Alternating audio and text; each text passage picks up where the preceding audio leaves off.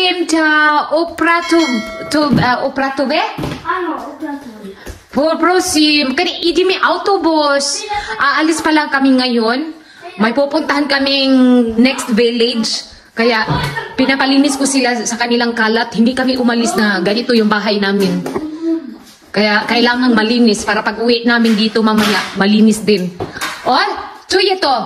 Kuya Alex ko, tignan yung table namin. O, ipalinis ko to sa kanila. Tam. Mabilis silang naglinis. Nag-promise ako sa kanila, sasakay ng autobus. Yung bus. Ayun, naglinis na sila. 10 o'clock pa naman yung bus namin. Malapit lang naman, one ride lang. Hindi pa nga ako nakabihis. Ang tulog pati yung sukot ko. Nini! Kaya mabilis pa sila sa kilat eh. Riklo! Ano sila ka? Daddy, bakit kuya? Nako, hindi pa tapos. Tapos na daw. Ay, nako. Nagmamadali yan siya, oh. Yung t-shirt, kuya, po in the basket. Prosim siya. Alex ko, you need to fold your blanket. Ipa-fold ko tong blanket niya dito. Para masanay ito siya. Prosim siya. Fold it. Kasi ako, sleeping with Philip. He needs me, not you. Because this is Velky. Stop, promise, Zaitra, dobre? Minsan hindi yan siya matulog kung wala ako sa tabi niya. Tam, Philip ko.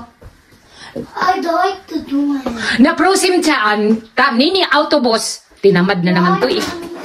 Pusa, give me blanket. Kau na ba? Do it, prosim. I like this. Here's another blanket. I got it. No, kuya, tam. Fold that, tak. Toto, kuya, toto. Prosim siya. Ukas, mami. Toto, kuya. Turuan ko muna to siya. Tam? Mommy, look at this. Ha? Dobre? Okay. Toto. Aha. Bye. Hindi siya marunong mag-fold ng ganito. Ang alam lang kasi niya, ilagay lang dito yung blanket. Ha? And then, Toto. Next, Toto. Tak. Toto. This? Like that? Agoy, yun sa manak ni mo, kuya. Oy, Yeah, I cannot do this. umiyak na si Philip. Hindi daw niya makaya. Tak, dobre. Okay na yan. Next time ulit. Pati pala yung inaing, tinamad din. Yung mga laruan dito na nagkala, ipa-clean up ko yan sa kanila. Tam, go inside. As in, your bag, kuya. We need to bring your bag. That's not my bag. Aha. Hindi pa pala sa'yo. Let's Okay, dobre. Mali Philip po ha. Mali auto, mini Velky. Dobre? Mine too? Ha? I need to bring my too. Ano? Sabi ko sa kanila, magdala sila ng laruan. Inform na ako kay Barbie. Siya lang kasi yung malapit dito sa amin eh. Doon sa kabilang baryo. Suot pala ako ng gown. Ang kaya na baka kasi may gwapo doon sa baon. Nakabihis na kami, pinahuber ko ay nag-vacuum si Kuya Alex. Then ako naman yung magdilig ng mga halaman dito sa loob. Nagmamadali na yan sila. Sabi ko sa kanila, wala pang time, 9:45 in the morning. Eh yung oras ng bus namin, 10:38 in the morning. So may 30 minutes pa kami. Unang araw nila ngayong sumakay ng bus dito sa village namin. Riklo.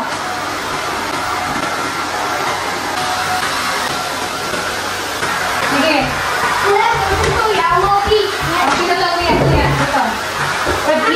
Ito ang maganda kapag alis kami, kumikilos sila, tinutulungan nila ako. At yun ang sinasabi ko sa kanila, natulungan niyo muna ako maglinis. Sige, agawan pa ng vacuum. Kapilip po, Mami, sigala. Pilip po, bigisan mo! Agoy, naglaro man ako. Nini, autobus. Riklo! Yan ang gusto ninyo eh. Okay na yung bahay namin, medyo malinis na, konti. At least, makaalis kami ng maaga. Baon namin pasta. Tapos nilagyan ko ng sausage, itlog. Tapos may boiled eggs pa. Ayan. Boiled eggs? Ano, hindi na magutom tong dalawang to. Di bali lang ako ang magutom. Huwag lang sila. Hirap na. Baka maimpeach ako ni Vladimir nito. Hindi na ako payagan na umalis. Dala din ako ng aking pagkain. Diet si Akit. Akala mo kung effective yung diet ko eh. Wala namang nagbago. Malaki ka rin yung tiyan. Di bali na. Maganda naman saan? Saan view? Hindi pong tawid gutom tong pagkain to eh. Baka gusto to ni Barbie. Gawin ko na lang dalawa. Nakakahiya naman ako lang kumakain tapos siya wala. Buntis pa naman yun. Barbie, parating na kami. Ilang minuto na lang. Excited na si Philip at saka Alex. Nasaan na ba yung dalawa eh? Gejesu! Dito ko ilagay yung baon namin. Ang nakalagay dito, puro pagkain. Yan, may mga biscuits pa. Di bali nang walang make-up. Grabe, sobrang bilis ng oras. Maya-maya, alis na kami. Lumabas na pala yung dalawa. Nasaan na ba yun sila? Hindi makapag-antay. Mag-aantay kami ng bus. May 10 minutes pa kaming mag-antay ng bus. Sobrang excited tong dalawa eh. Kaya maaga kaming lumabas ng bahay. Yan na yung sa kabila. Kapag galing sa city or kahit saan, dyan kami bababa. Ngayon naman, sasakay. Dito lang, hindi na kailangang tumawid pa. Kaya convenient sa amin, Pagdubrigen. Ang problema lang dito, matagal ang bus lalo na kapag Saturday and Sunday. Dito lang naman, oh. Yan na si Kuya Alex. Ano? Yung sasakyan namin, ayan, oh, 6:40 Bahon. Then 6:45 Sinits. Autobus Stanitsa. Ayan, ang dalawang bus number lang ang meron kami dito sa village na ito. Tignan mo tong dalawa. So, sobrang excited nila. Mag-aantay kami ng 10 minutes dito. Dito time. Pero hindi ko alam ano yung 4A, 4B. Nalilito ako niyan. Pero ito yung sasakyan namin. Bahon lang yan. Wala namang ibang pupuntahan yan eh.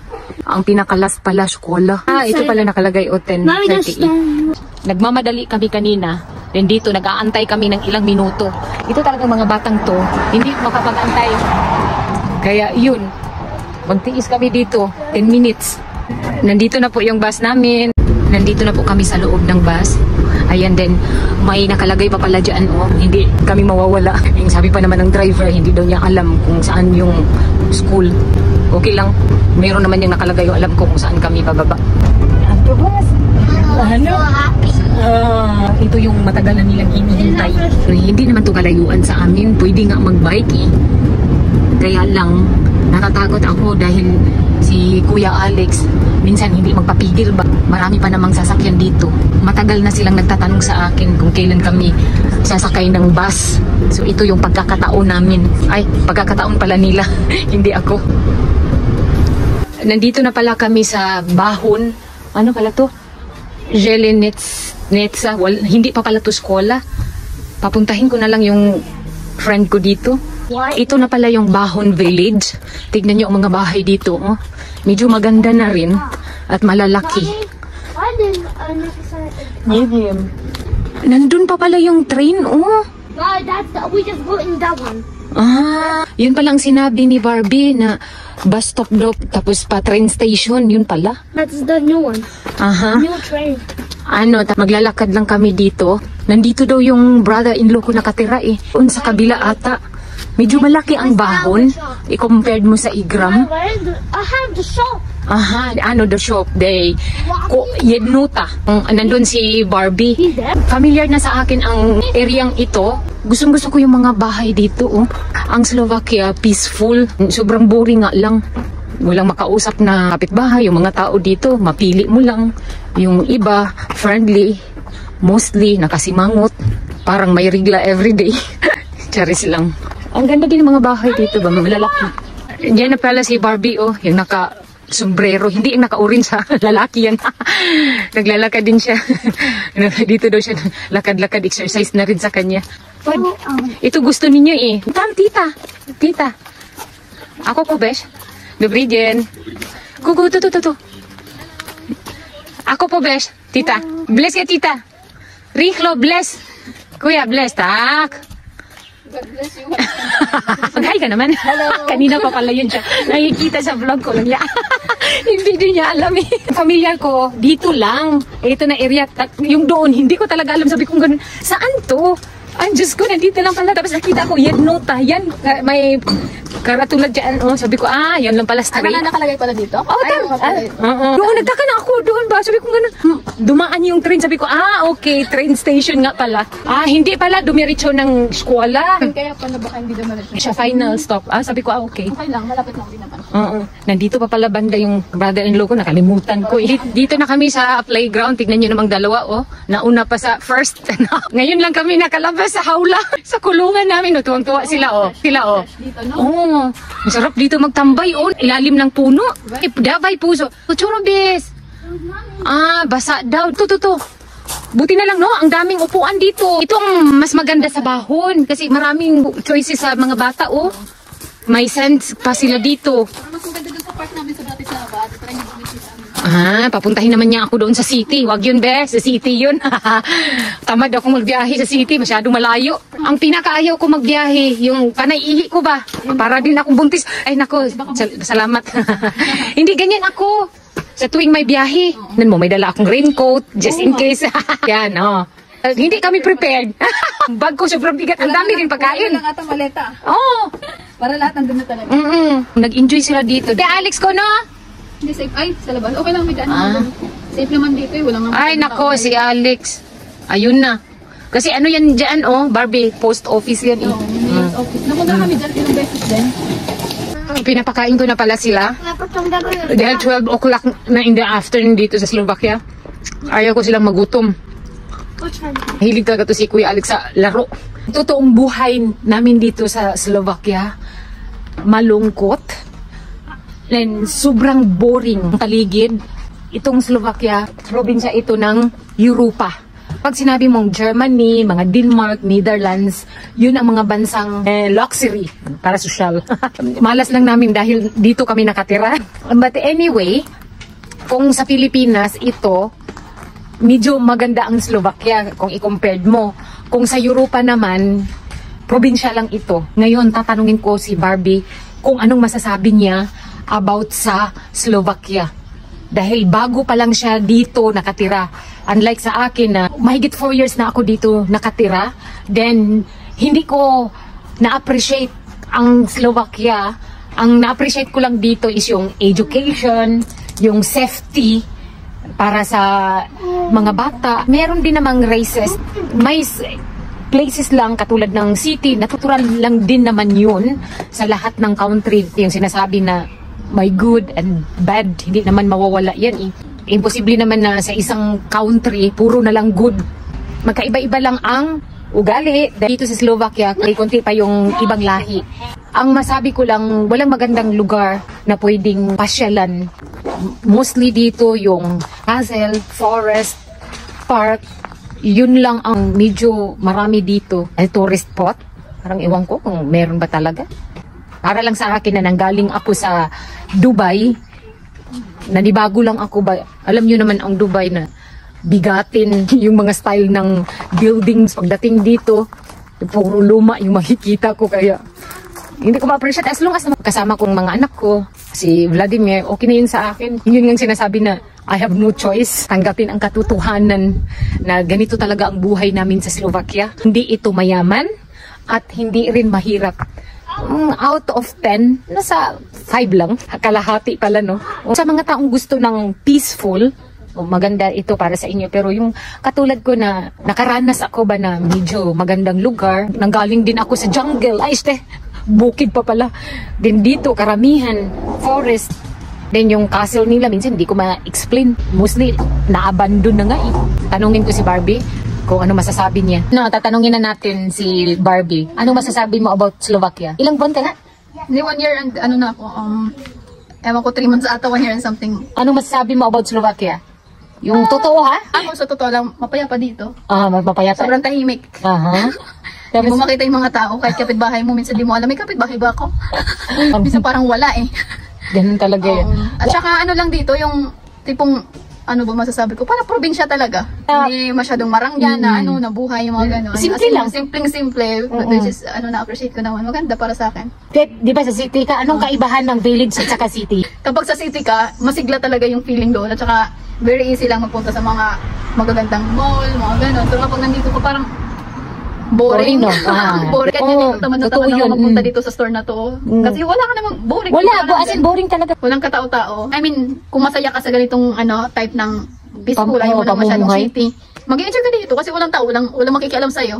Oh, yung mga taong mahilig lang sa, ano ba, yung peaceful life. Oo, yung gusto mo yung parang probinsya lang. Village, pasok na pasok ka dito. Tahimik. Pang-retirement na ata to dito. Oh, No? ganun lang nga. Pero kung gusto mo mag-enjoy, syempre sa city, pero mahal nga lang. Pero yung city nila, hindi pa rin parang city. Pilipinas, yung probinsya na city. Oo, pero mag-enjoy ka naman kasi syempre mas upgraded pa rin naman sila kaysa sa atin sa Pilipinas, di ba no? Ano lang dito, safe lang, di ba? Oo, sobrang safe kahit maglakad ka na, kahit anong oras. Walang gagalaw sa'yo. Meron din naman mga ano, kaso lang, bihira lang din. Pero sobrang safe dito, maganda. Tsaka lalo kapag may mga namimit ka na ng mga Pilipina, mag-enjoy ka. Ang problema lang din pala, yung mga Filipino food or restaurant, walang-wala talaga dito. Oh, i-consider na lang namin yung Vietnamese at saka Chinese. Oh, yun. Parang yun yung consider. Yun na lang consider natin Filipino food. Yun ang pinakamulang dito, Vietnamese. Din pasok din naman sa lasa ng mga Slovakian. Oo. Ewan ko kasi nakasanayan na nila, di ba no? Kasi yun ang nakikita nila minsan yung sa food court, makikita mo, pinipilahan talaga nila. Ang Indian pala, noodles lang. Noodles. Pansit. Pansit na may may budbud ba yun? Yung bamboo shoots? Oo, ganun lang. Sabi ko, bak parang iba yung lasa neto? Mas masarap pa rin yung natin, pansit. Simple lang mga luto natin. Yan, naririnig nyo na yun. Hindi talaga mayaman ang Slovakia. Kaya nilang i-provide yung okay pangangailangan nila kasi hindi naman tulad sa atin na parang share dito, share doon. Sila dito kanya-kanya nga talaga para parang iangat yung buhay ng pamilya. Dito kasi walang pakialamanay sa isa't isa. Dito sa kanila hindi uso yung parang ay bahala na si kuya. Yung mga ganun. Walang ganun dito. Kailangan kumilos ka. Kailangan humanap ka na walang tamad sarili dito. mong pagkakakitaan. Narinig yun na yan. Tapos yan, mahilig nga sila sa mga vacation. Mahilig sila magpunta sa mga bundok. Diba? Kapag holidays at saka weekends. Pag summer, wala na yung mga tao dito sa bansa nila. Nandun na sa mga dagat. Yung una nilang pinupuntahan yung Croatia. Croatia. Sa Spain din, ang dami. Ang dami din? Oo, mga Slovak. Ang dami doon. Kasi ang dito, ang alam ko malapit ang Croatia lang eh. Oo, by car pwede. Meron daw dagat sa Germany pero malamig daw yung hangin. Kaya hindi sila masyado pumupunta doon. Oo, sa Germany. Meron daw. Sa Spain yung pinupunta namin sa Mallorca. Punong-puno ng foreigner. Kahit maliliit na beach na lang yun na pinapatos nila. Kasi nga, yun yung malapit. Dito sa Slovakia wala kasing dagat kaya lumalayas yung mga tao. Kaya wala rin tao dito. Lagi sila nasa iba't ibang Asian countries. Di ba no? Sa tuwing summer. Kasi yan ang time na pwede silang... Hindi, minsan niya kahit kapag winter dito, nagsisipag-travel sila sa mga maiinit na bansa. Sa atin, din. Totoo din yun, totoo. Kaya yan lang po, na-share namin sa inyo. Pero overall, I mean, sobrang mapayapa dito, maganda. At saka yung healthcare is super best talaga. At saka yung education. Education, healthcare, the best. Secured ang mga bata dito. Wala kang iisipin na masyadong pera. Bahala na si gobyerno. Tapos ang parents ang kawawa. Parang ang parents nag-aalaga na lang. Bahala na daw si government sa pera. Yan nakagandahan kaya punta na kayo dito. Sa atin kasi, di ba, parang problema mo talaga kapag check up pa lang, magkano na, di ba? 500 na ata. Yung sa amin, yung private na check up kay Alex, 800. Aywan ko lang ngayon. Sa Pilipinas? Oo, sa Pilipinas. Parang 1,000 na ata. Ngayon? Oo, wala na. Huwag na kayo magpa-check. Sobrang mahal dito. Mahal yung insurance. Insurance. Kapag may insurance, pasok. Oo, tapos may allowance ka pa kay government. Yan ang kagandahan. Sobrang ganda. That's all.